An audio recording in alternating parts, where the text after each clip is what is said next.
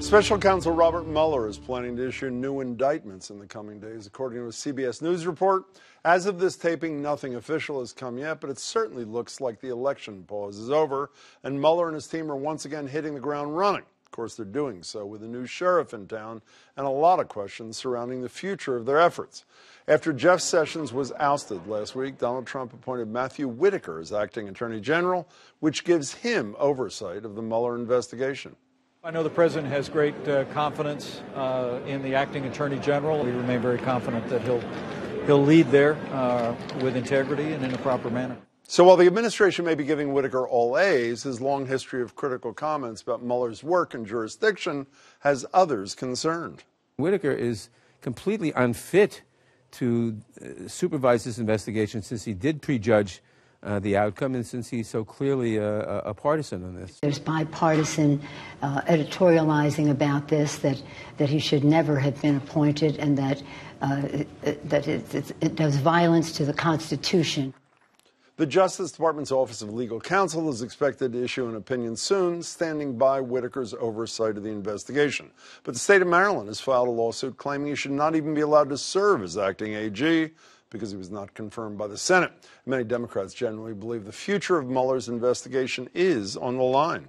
He's already prejudged the Mueller situation. If he stays there, he will create a constitutional crisis by inhibiting Mueller or firing Mueller, so Congress has to act. Does it? Joining me to discuss are two former U.S. attorneys. Carmen Ortiz served under Barack Obama, successfully prosecuted Dzokhar, Tsarnaev, and James Whitey, Bulger, among others. She's now with Anderson Kreiger LLP. Good to see you, Carmen. Don Stern was appointed by President Clinton, worked alongside Robert Mueller, both during his stint with the Department of Justice and in private practice at Hale and Dorr. Good to see you, too, Don. Not just state of Maryland, but no less an authority than George Conway, who happens to be the husband of Kellyanne Conway, argues that an officer of the government who reports only to the President of the United States must be confirmed by the Senate. Anything he or she does is invalid otherwise. Obviously, Donald Trump disagrees. Who's right? Well, I think that remains to be seen. And I think that he's now under the Federal Vacancies Act as an acting Attorney General. He has the power of the department, but I think that those powers can be taken away. And I think he'll be cautious initially, especially once he's now that he's in that position. He's going to be briefed. He's going to be getting counsel from within the department. He's going to be working closely with Rod Rosenstein. And although the who was in charge of the investigation during Sessions' recusal. Exactly. And typically it is the Deputy Attorney General who steps into the shoes of the Attorney General when one resigns, as has happened in the past. State of Maryland and Conway, again, George, not Kellyanne, don't even think he has the power to do anything as an interim appointment by the president. Who's right there? You know, I'm hardly an expert in the so-called appointments clause. I'm not sure anybody is. But I have read some of the materials, and I think there's a pretty good argument that it wasn't a proper appointment. Was not. Was not. But, you know, it's hard to know how it's going to come out. But I think I agree with Carmen that whatever the legalism is, it was an unusual appointment in the sense that it's hard to find any precedent at all for somebody who has not gone through the Senate confirmation process being put in that position, even on an acting basis. Well, you know, let's talk, put the Constitution aside, which is a horrible phrase to start a question with, but put it aside for a second. I'm sort of a lawyer, but when I step back from this and say, here we have a situation where the President of the United States is appointing a man to temporarily oversee an investigation where he may be the subject of the investigation. There's something wrong with this picture, is there not? Absolutely. And I mean, it's not a hidden secret that in many ways, certainly his attempt may be to interfere with that investigation, to influence, to try to possibly cut it off at the knees.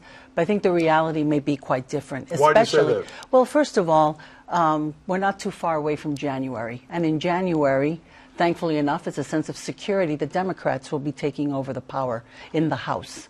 And I think that will be a great check as to how this situation But all they do is develops. have power to have hearings. They don't have power to protect Mueller because the Senate Republicans are not going to vote to protect Mueller. I think that if Whitaker were to just surreptitiously either, first of all, he can't attack the budget. The budget's already set for 2019 for the special investigation. So if it's really to limit the scope or to try to shut it down in any way, I think even among the Senate, there will be quite an uproar. Before we get to what power, Carmen touched on how far this Whitaker could go should he choose to exercise his full jurisdiction and should he have the power. Can we just talk about recusal just for a moment, about whether or not it's appropriate? Here's what Lindsey Graham had to say. By the way, this is the same Senator, Lindsey Graham, who said not so long ago that if Donald Trump ever tried to get rid of Jeff Sessions, there would be hell to pay. That was then, this is now.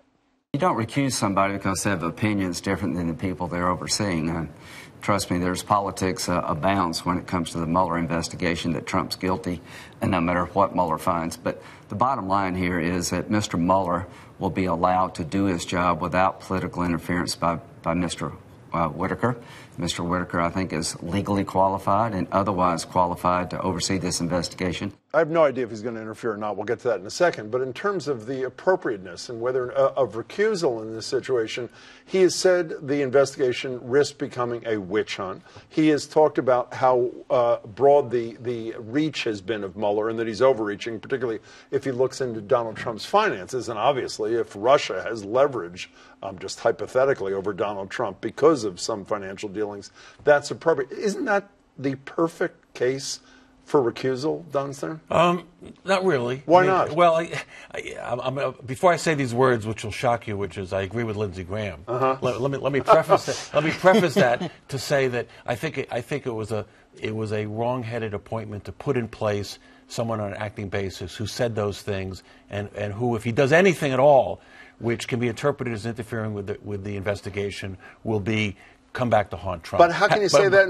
and say it's not the basis for recusal? Because people say a lot of things in their private capacity, both as before they're judges, for example, before they're attorney general, and under classic conflict of interest analysis, that in and of itself doesn't preclude the appointment. Well, to me, it is a classic conflict of interest. I have no idea. Are you with Don Stern or with me here? He may be legally correct, but at the end of the day, I think it's inappropriate and improper, because even if there isn't an actual conflict, it's the appearance of a conflict.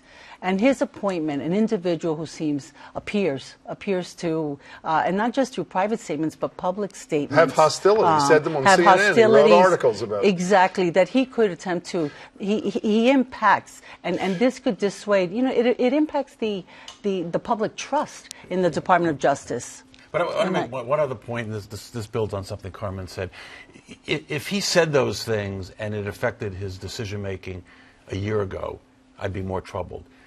One of the things he said, for example, is anybody who looks at the Trump finances, that's outside of the Mueller purview. Well, he's already looked at the Trump finances. We know that. But it shows a hostility to the man whose investigation he's supervising. I understand that. The question is, what practical impact is it going to have? And I think it's going to have a marginal practical impact. Well, let's talk about the impact. One, he could fire Mueller, could he not? He has the power to fire Mueller, does he not?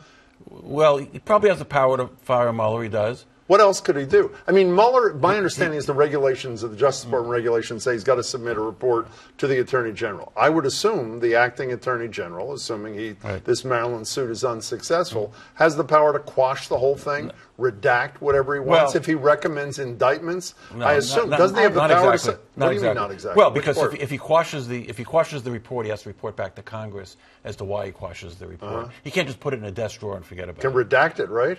Well, I think there again, if he makes any changes to the report, my understanding is he'd have to report back to Congress as to why he did it. He goes to Matt Whitaker and he says, I want to indict Don Jr. and Eric.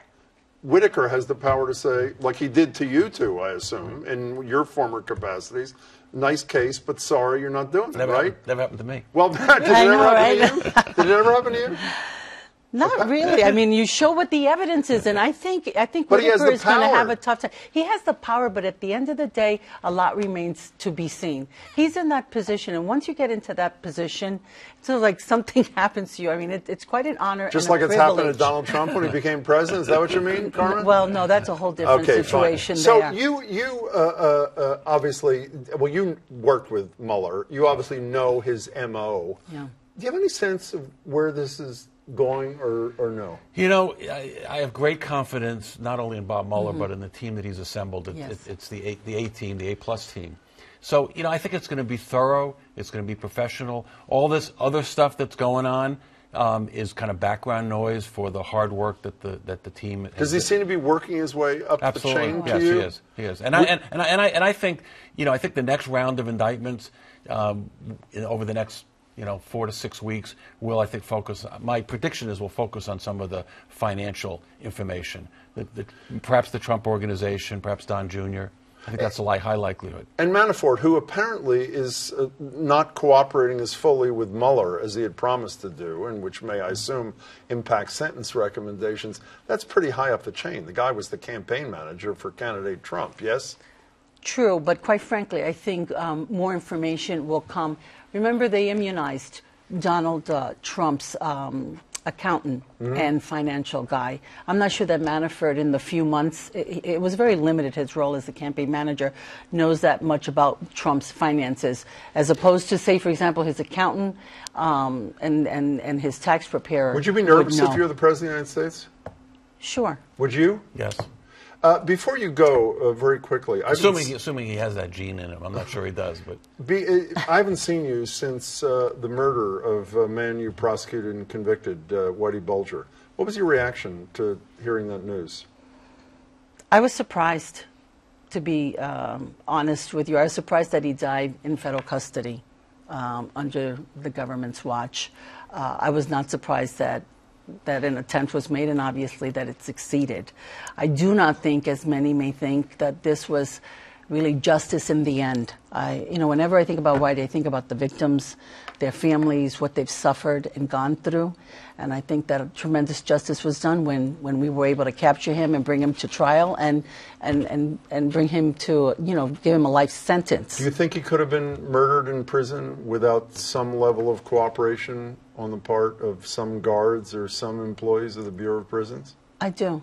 I do think that could happen, but hopefully we'll know what really happened when the investigation is completed into what actually occurred. Carmen, thank you. Good to see you, Good Carmen. to see you again, Jim. Thank you so much for your time. Appreciate you both.